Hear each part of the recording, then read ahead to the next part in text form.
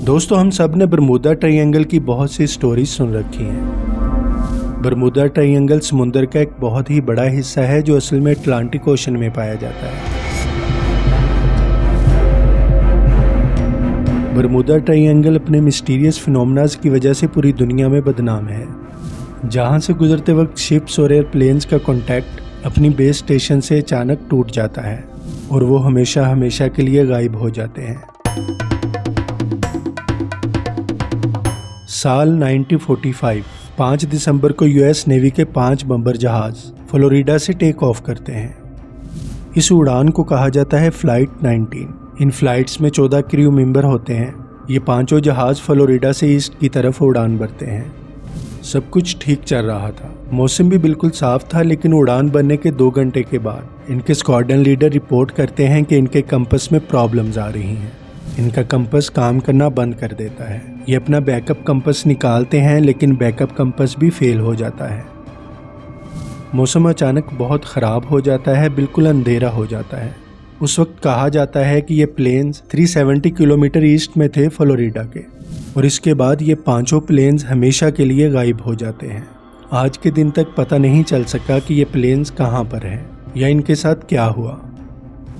इनके गायब होने के बाद एक search and rescue Mariner aircraft 13 लोगों के क्रू के साथ टेक ऑफ करता है। इसका मिशन है फ्लाइट 19 की खोज लगाना, और हैरत की बात यह है कि ये ढूंढने निकलता है और थोड़ी ही देर बाद ये भी गायब हो जाता है। इसके बाद एक बहुत बड़ा सर्च ऑपरेशन किया जाता है। इन दोनों फ्लाइट्स को ढूंढने के लिए ये इस टाइम का सबसे बड़ा ऑपरेशन था। 4 दिन और 4 रातों तक ये ऑपरेशन जारी रहा, मगर कुछ पता नहीं चला। ना तो किसी भी इंसान की बॉडी मिलती है और ना ही किसी एयरक्राफ्ट का हिस्सा मिलता है जहां ये दोनों प्लेन्स गायब होते हैं।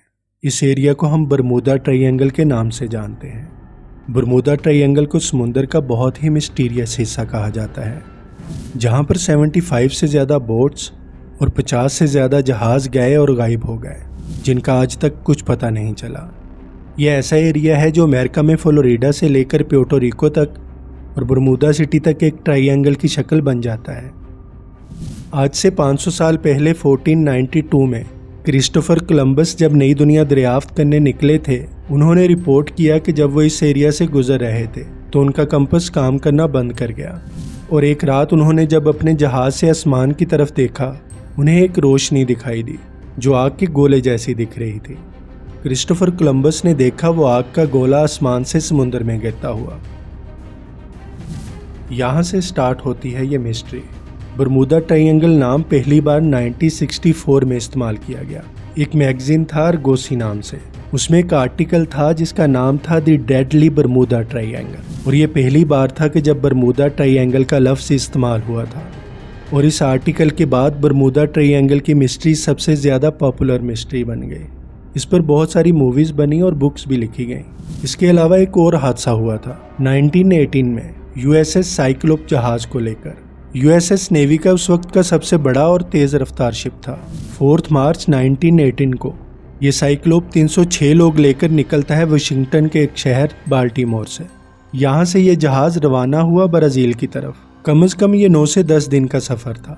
मौसम बिल्कुल साफ था और जाते वक्त शिप की तरफ से एक मैसेज भी आया कि मौसम बिल्कुल ठीक है, लेकिन ये आखिरी मैसेज था इस शिप की तरफ से। इसके निकलने के थोड़ी देर बाद जहाज़ गायब हो गया और इसका कुछ पता नहीं चला। इसने सबको हैरत में डाल दिया।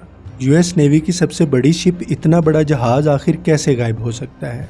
इस तरह के और कई इंसिडेंट बरमूदा ट्रायंगल की हदूद में पेश आ चुके हैं। बहुत से इंसिडेंट रिपोर्ट हुए, लेकिन चंद इंसिडेंट ऐसे भी हैं जो आज तक कभी रिपोर्ट नहीं हुए। 1967 में एक अमेरिकन बिजनेसमैन जिसका नाम बराक था, अपनी लग्जरी बोट में मियामी बीच की सैर को निकला, लेकिन थोड़ी ही देर बाद बीच गार्ड को बराक की कॉल आई और उसने बताया उसकी यॉट की किसी ठोस चीज़ से टक्कर हुई है।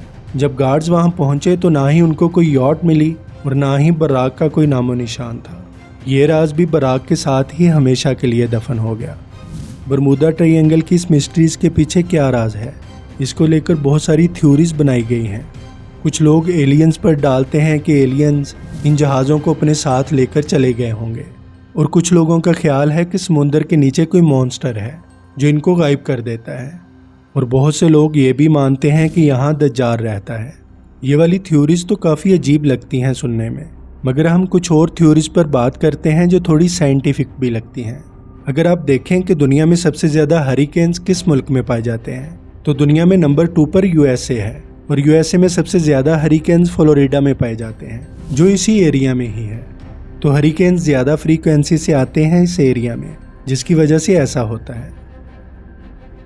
एक और एक्सप्लेनेशन दी जाती है मैथीन हाइड्रेट्स को लेकर, कि समुंदर के अंदर कुछ ऐसे एरियाज हैं जहां मैथीन हाइड्रेट्स की बहुत ज़्यादा मिकदार होती है।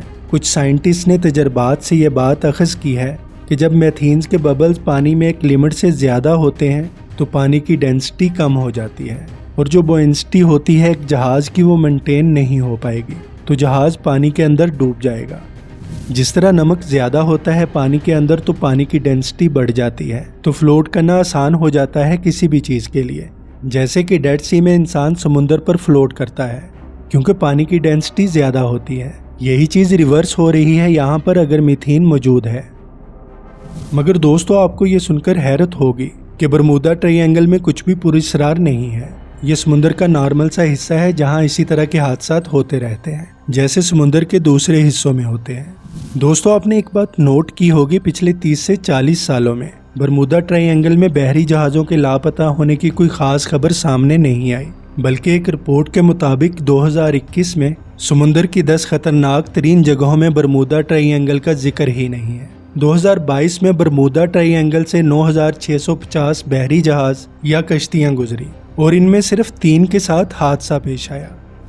समुंदर का ये हिस्सा अब इतना खतरनाक क्यों नहीं है? इसकी एक वजह यह भी हो सकती है कि वक्त के साथ साथ बहरी जहाज़ों की क्वालिटी भी बेहतर होती चली गई और अब बहरी जहाज़ बड़े तूफान का मुकाबला करने की सलाहियत रखते हैं। इसीलिए अब आपको बरमूदा ट्रायंगल में हादसात बहुत कम मिलते हैं। और जहां तक हवाई जहाज़ का सवाल है तो आज भी रोज़ाना बेशुमार फ्लाइट्स बरमूदा ट्रायंगल के ऊपर से गुजरती हैं। अगर यहाँ एलियंस रहते हैं या कोई और ऐसी ताकत है तो आज इन जहाज़ों को लापता क्यों नहीं करती?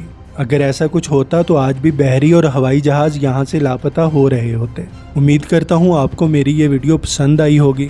अगर आपने मेरा चैनल सब्सक्राइब नहीं किया तो कर लें, और मैं आपको मिलूँगा ऐसी ही एक नई वीडियो में। तब तक अपना ख्याल रखिएगा। अल्लाह हाफिज़।